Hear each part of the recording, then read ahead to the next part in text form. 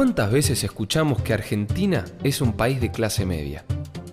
Pero, ¿es cierto? ¿O es solo un mito? Y en todo caso, ¿qué es la clase media? ¿Existe realmente? Seamos de clase media o no, todas estas suposiciones nos condicionan a la hora de relacionarnos.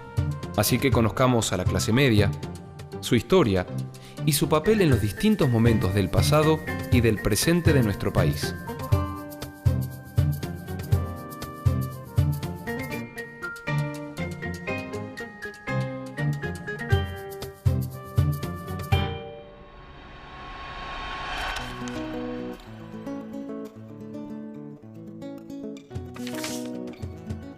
La clase media se define por la ocupación, por el nivel de ingresos. ¿Qué tipo de trabajos serían propiamente de clase media? ¿Es verdad que la clase media surgió como consecuencia de los cambios económicos que sufrió el país luego de 1880?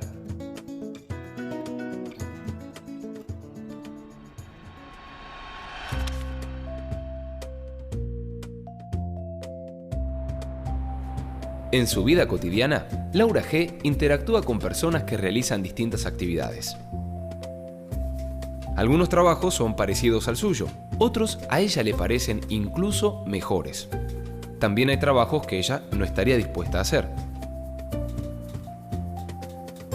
Las personas que comparten la fila junto a Laura G. tienen distintas ocupaciones y también diversos ingresos.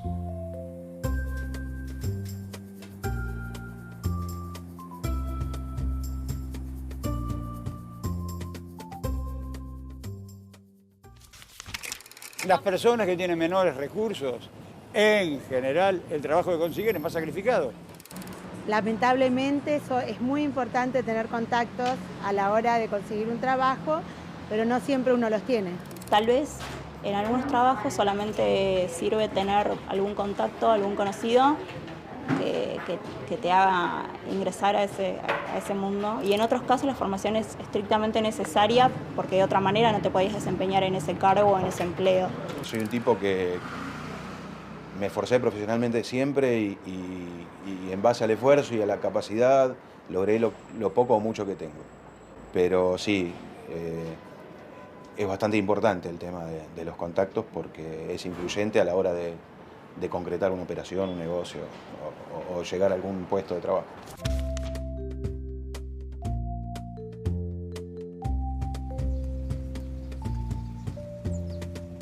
Laura G. suele identificarse solo con algunas de las personas con las que interactúa a diario. Porque tienen determinados trabajos o porque sus ingresos son parecidos a los de ella y su marido.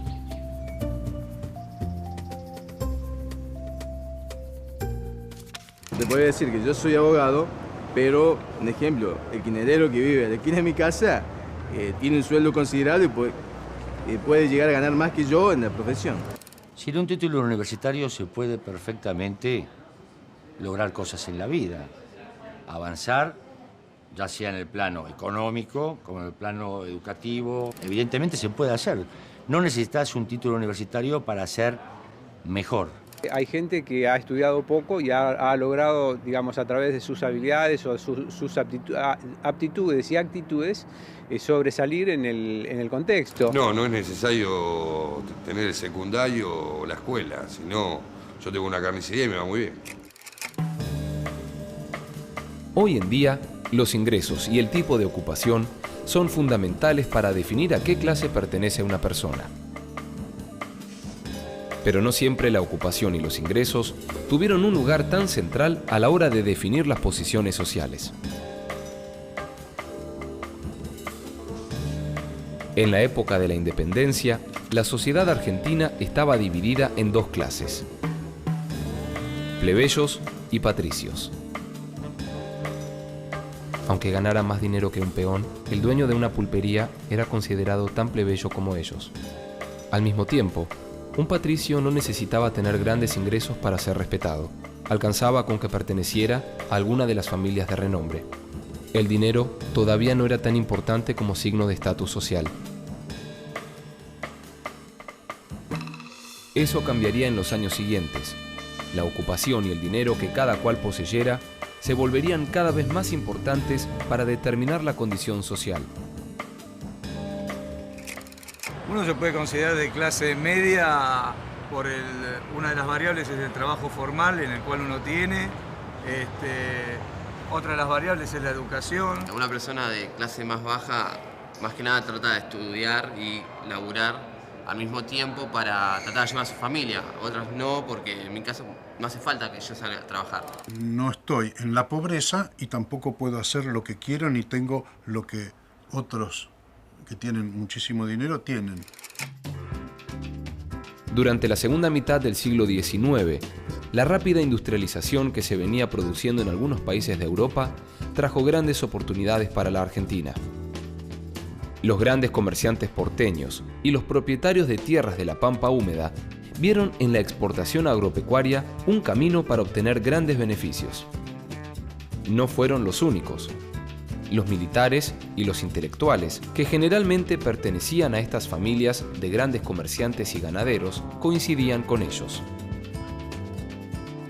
Lo que las clases altas llamaban el progreso y la civilización eran solamente posibles si se aprovechaban las nuevas oportunidades que el capitalismo brindaba a la Argentina. Para poder introducir un país atrasado como Argentina en el mercado internacional, primero era necesario realizar una serie de cambios sociales muy profundos y no menos traumáticos. Si se quería modernizar el país, el primer desafío era construir un Estado unificado que dejara atrás las divisiones y la fragmentación del poder. El nuevo Estado tenía que asentarse en leyes escritas y no en la voluntad o la fuerza del caudillo de turno.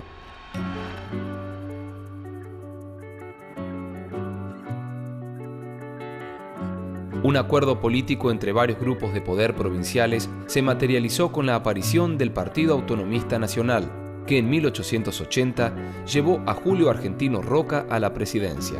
De esta forma se lograron dos objetivos: consolidar la autoridad del Estado Nacional y, a su vez, afianzar un mercado interno mediante la eliminación de las aduanas provinciales que encarecían el precio de los productos.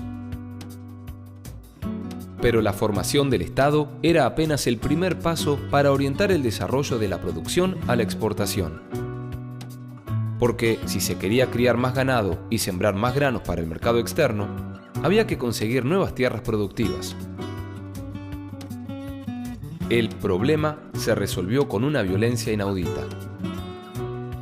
El Estado argentino organizó la matanza a gran escala de pueblos originarios, la ocupación militar de sus tierras, la destrucción de su cultura y la deportación de los escasos sobrevivientes.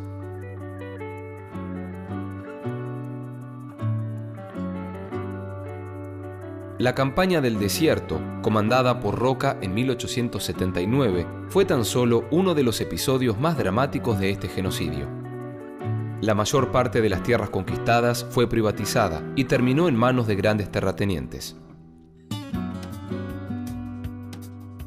Resuelto el problema indígena, el Estado se ocupó de la provisión y el control de la mano de obra que necesitaba la nueva economía.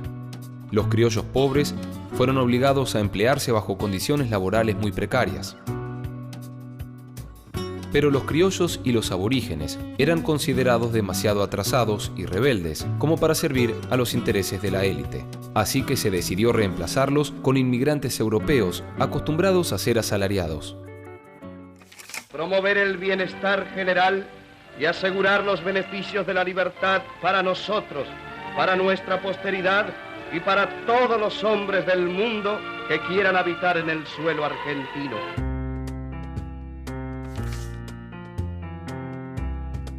La Constitución de 1853 instauró una clara política de fomento a esos sectores extranjeros. Invitó explícitamente a la inmigración europea y el Estado se encargó de atraerla. En solo 26 años, la población total del país pasó de poco menos de 1.800.000 habitantes a casi 4 millones, y en 1914 el número se había duplicado de nuevo. Para este año, casi un tercio de los pobladores de la Argentina eran extranjeros. Para entonces, la exportación de carnes y de cereales aumentaba rápidamente. Los planes de la élite parecían estar rindiendo sus frutos. Aquel cambio también tendría repercusiones sociodemográficas y en las actividades de los trabajadores. A fines del siglo XIX, la profundización del capitalismo y la adaptación del país al estilo de vida europeo volcaron más población a las ciudades, que prosperaron enormemente durante esos años. Y para que las ciudades funcionaran, se necesitaban grandes cantidades de personas que desempeñaran las tareas más diversas. Los grupos de asalariados que más crecieron en esa época fueron los que realizaban labores manuales, como peones y obreros urbanos.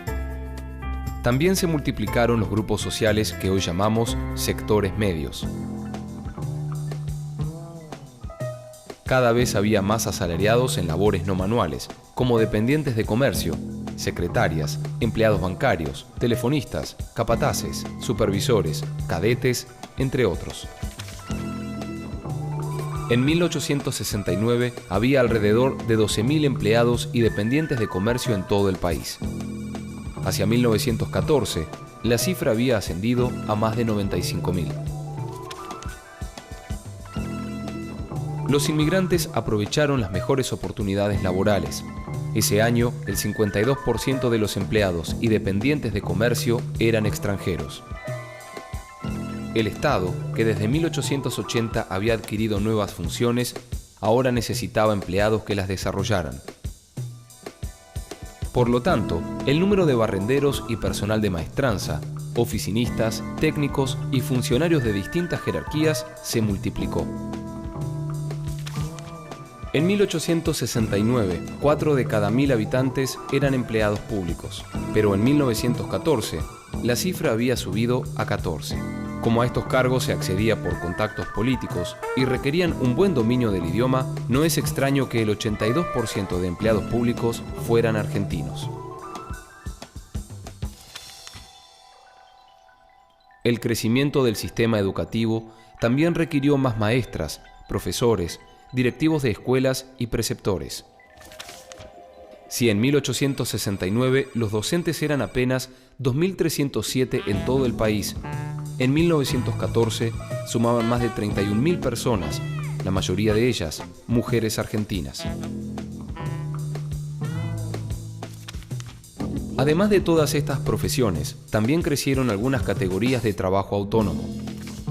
Impulsada por el modelo agroexportador, la producción agrícola había aumentado sorprendentemente. En 1880, menos del 2% de la tierra bonaerense se dedicaba a la agricultura y casi toda la provincia era ganadera. Sin embargo, a partir de la década de 1890, la agricultura comenzó a crecer y a disputarle la tierra a la ganadería. Si bien algunos pequeños propietarios y colonos participaron de estas actividades agrícolas, en principio fueron desarrolladas por chacareros extranjeros que en su mayoría no contaban con terrenos propios. Tan notorio fue el crecimiento agrícola que las zonas sur y oeste de la provincia de Buenos Aires, históricamente despobladas, alcanzaron en 1937 la cifra de 600.000 habitantes. Por entonces, muchos chacareros se vieron beneficiados por créditos hipotecarios que les permitieron convertirse en los dueños de las parcelas que explotaban. En las ciudades, los trabajadores manuales también descubrieron nuevas oportunidades de trabajo autónomo. Se multiplicaron los sastres, los transportistas, los zapateros y otros oficios a domicilio. El crecimiento de la industria cultural también dio lugar a nuevos oficios. Con la aparición de la radio y la gran proliferación de medios gráficos y salas de teatro en las primeras décadas del siglo XX, florecieron los escritores, periodistas, actores y locutores. El desarrollo urbano abrió nuevas oportunidades para el comercio y la industria y fortaleció también a pequeños emprendedores. Para comprender esta evolución a través del tiempo, bastaría decir que si en 1869 había tan solo 38 librerías en todo el país, en 1914 había casi 1.600. La producción manufacturera también acompañó este enorme crecimiento. El censo de 1895 contó 22.000 industrias, pero en 1914 ya había 49.000, de las que 19.000 eran industrias no fabriles. La mayoría eran pequeñas y medianas, y sus dueños mayoritariamente extranjeros. Los adelantos técnicos producidos en las grandes industrias multiplicaron los puestos para los ingenieros, supervisores, capataces y empleados administrativos.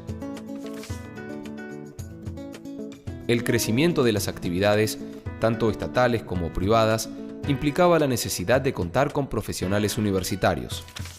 En 1869, los profesionales universitarios eran apenas 0,65 por cada 1.000 habitantes, pero para 1914 ya eran 1,54 por cada 1.000. Esta proporción iría aumentando con el paso de las décadas. Pero el peso social que tenían todos estos grupos que hoy llamamos sectores medios fue muy diferente de acuerdo a cada zona. En general, su presencia fue muy importante en Capital y el litoral, mientras que fue inferior en las regiones menos beneficiadas por el proyecto puesto en marcha por la élite, como en las provincias de La Rioja o Catamarca.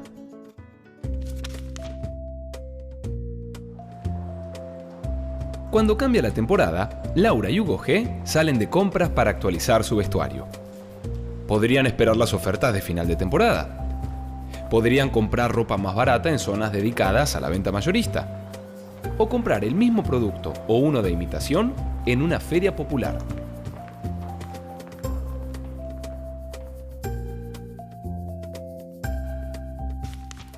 No estoy dispuesto a pagar el doble por unas zapatillas de marca, casi siempre busco las más baratas.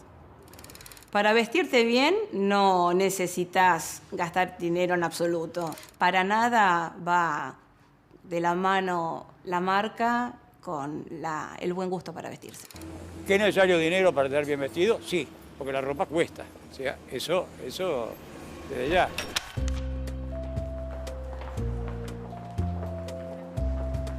Pero Laura y Hugo G prefieren comprar ropa de marca en el shopping.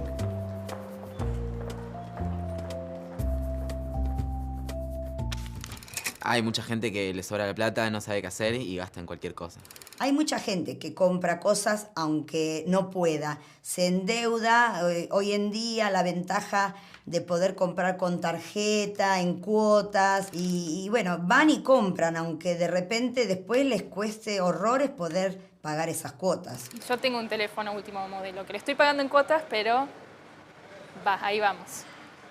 Cuando te uniformizás, es tal vez el temor a no pertenecer o las ganas de pertenecer. Laura y Hugo G dicen que van allí porque es más cómodo y porque les gusta. Pero no lo hacen solo por placer y comodidad. Lo hacen también porque es una manera de mostrar que su nivel de ingresos les permite comprar lo que quieren en donde quieren. El modelo económico y social que se implantó a fines del siglo XIX no significó un cambio en un sentido más igualitario. Todas las modificaciones sociales que se produjeron luego de 1860 dividieron a la sociedad en ganadores y perdedores. Entre los ganadores estuvieron los terratenientes, los inmigrantes que aprovecharon mejor las oportunidades y, sobre todo, aquellas zonas geográficas que producían los granos y las carnes que se exportaban. Los que salieron vencidos fueron los pueblos originarios, los criollos pobres, especialmente los de tez oscura, y aquellas regiones que no producían nada que se pudiera exportar. Por otro lado, la brecha entre ricos y pobres aumentó de manera espectacular. Gran parte de la población perdió la posibilidad de desarrollar actividades independientes y muchos tuvieron que convertirse en asalariados. Lo que ocurrió a partir de 1860 no fue tanto un proceso de modernización, sino un proceso de profundización del capitalismo. La sociedad no se hizo más igualitaria, solo cambiaron las formas de desigualdad y opresión. A medida que el capitalismo se profundizaba, el dinero fue transformándose cada vez más en el criterio central para determinar el estatus social de las personas. Para los años 20 y 30, la sociedad argentina había cambiado notoriamente. Ya no había una frontera nítida entre plebeyos y patricios. En medio de estos grupos, ahora había una franja de sectores medios que no podían aspirar a ser de clase alta, pero que estaban desarrollando un sentido de orgullo y de superioridad que los separaba del bajo pueblo. Esto no significa que ya existiera una clase media, ya que en estos años todos estos grupos intermedios no compartían un sentido de unidad. Es más, se sentían muy diferentes unos de otros. Un empleado que desarrollaba tareas no manuales creía tener mayor jerarquía que un obrero, más aún si, para acceder a su puesto, había tenido que estudiar. Y si la educación recibida era universitaria, esta distancia se incrementaba aún más. La jerarquía social estaba organizada como una escalera, en donde ningún escalón intermedio necesitaba sentirse parte de la misma clase que los demás. Deberían pasar varios años para que estos sectores medios adquirieran una identidad común que los unificara como clase.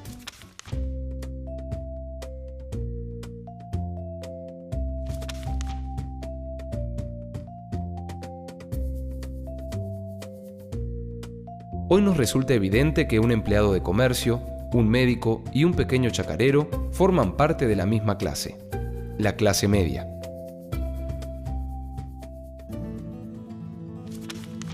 Por sus ingresos o por el tipo de ocupación que realizan, sabemos o creemos saber que no pertenecen ni a la clase alta ni a la clase baja.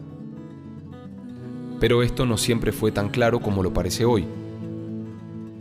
Aunque el desarrollo de la economía agroexportadora a fines del siglo XIX multiplicó las ocupaciones que hoy consideramos de clase media, y aunque el dinero se fue volviendo el criterio más importante para definir la jerarquía social de cada uno, por entonces aún no se había formado una verdadera clase media. Solo un cambio profundo en la escena política daría origen a una identidad de clase media, la irrupción del peronismo. Fue la presencia de los sectores más plebeyos en el primer plano de la política nacional lo que, por una reacción de oposición, terminó consolidando un sentido de unidad entre todos los sectores medios.